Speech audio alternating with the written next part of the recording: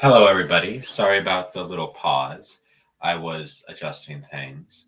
But today I wanted to talk about a discussion I had in my debate class a few years ago that I was thinking about recently and what I think we can learn from that discussion. So, a few years ago, my debate teacher was talking about what makes a government successful versus what makes a government unsuccessful. And one of my classmates raised his hand and said, oh, well, throughout all of history, a government that does uh, less has always been more successful than a government that has done more. He was a libertarian and trying to justify his position as a libertarian.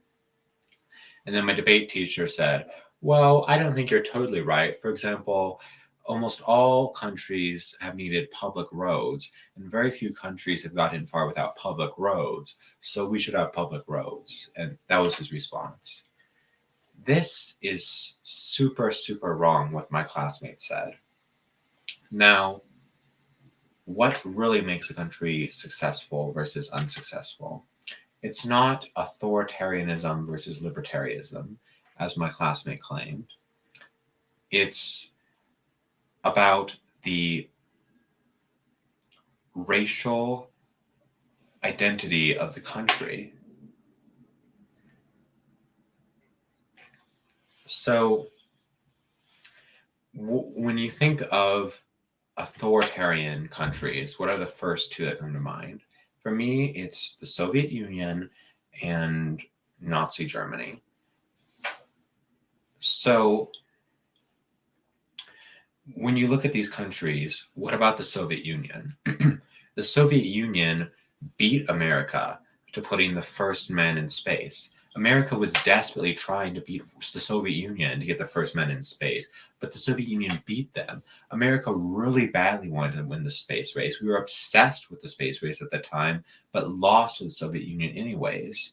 So, meaning that America, it wasn't a matter of America wouldn't put a man in space at that time period. It was America couldn't put a man in space at that time period.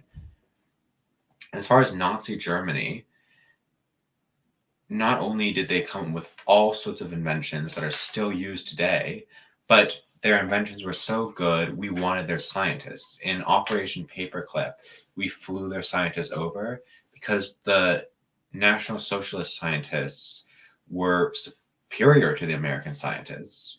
They were so much smarter and they were better educated.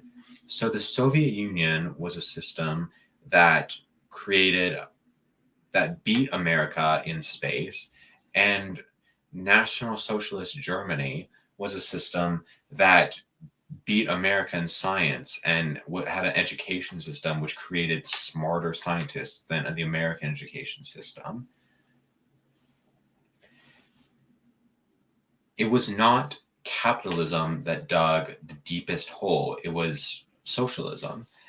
Um, And why is it that the socialism of 1930s and 40s Germany and the Soviet Union accomplished so much while the socialism of Cuba and Venezuela and places like that, the only outcomes of that were people eating rats? Why is it that the outcome of German socialism and Russian socialism is man in space and amazing rockets, while the outcome of socialist Cuba and socialist Venezuela is people eating rats and everyone starving to death and everyone defecating in streets and people living in huts with no electricity and no running water? The answer is simple. Hitler and Stalin were white, while Fidel Castro was not. So when you look at statistics, Jews have the highest IQs, Asians have the second highest IQs, white people have the third highest IQs, black people have the fourth highest IQs, and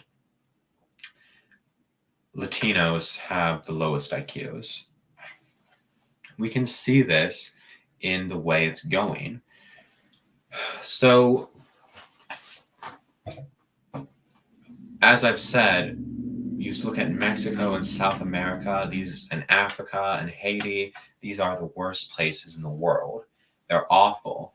But yet but even when they do take up our policies like Christianity and libertarianism, and even countries that have been inspired by America, they work awfully. I I saw this. So I was watching this alternate history hub video, and no, wait. I Now that I think about it, I believe it was another alternate history YouTube channel. Um, let's see.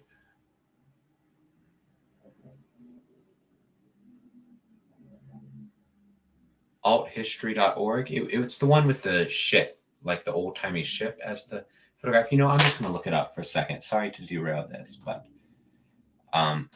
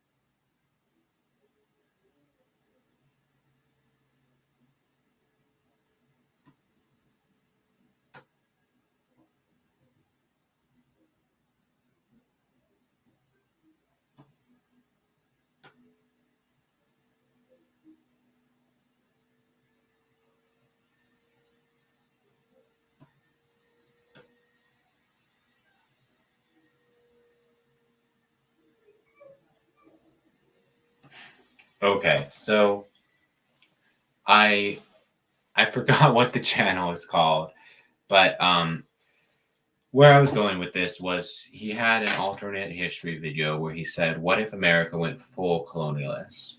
And in it, he was uh, said that if America did do this and colonize all this parts of South America and Mexico, then they would become a lot better because with American freedom, their economies would be so much better and they would be great countries. This is deeply erroneous. They're not like this because they have bad government, because they have the authoritarian governments, because they were enslaved. They're like this because they're brown and because of their IQs. This is not to say that I think we should treat black and brown people or POCs at large differently on an individual level. I have black friends, I have brown friends. I simply think that we should take this into consideration when thinking about policies on a big level, on a nationwide level, specifically, in particular. And but then also when you look at places like China, China is a socialist country. It's a deeply authoritarian country. It's one of the most controlling countries in the world, but yet it's our competitor. they always say, oh, Russia and China are beating America. We need to be tough or else America is going to lose to Russia and China. You hear this in the mainstream media all the time. But if libertarian countries are always better than authoritarian countries, then why is an authoritarian country like China beating a bunch of libertarian countries? It's Canada, England, Germany, Ireland, Italy. They're all more libertarian than China, but yet they aren't threats to America. They aren't good enough to compete with America, but China is. That's because China has so it's not racially diverse. Almost everyone there is the same ethnicity. They want it to be that way. Their government wants it to be that way and works to have it be that way. And it's an ethnicity with a very high IQ, like white people and Jews.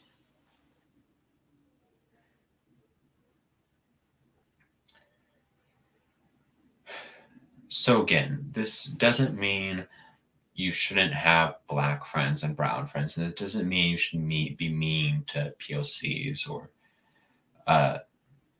This simply means that when you're voting and when you're discussing politics,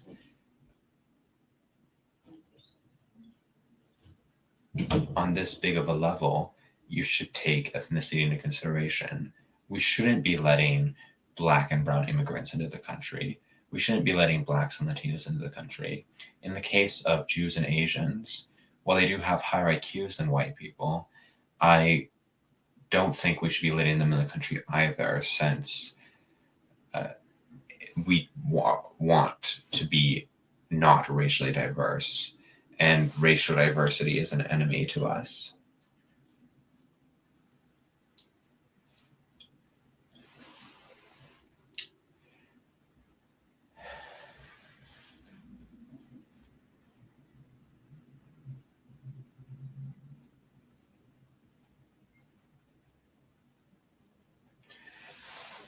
So, in conclusion, libertarianism and authoritarianism are not the differences that make or break a country.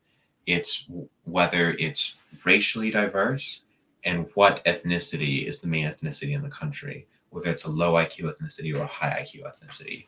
These are the true determining factors in what makes or breaks a country. Thank you.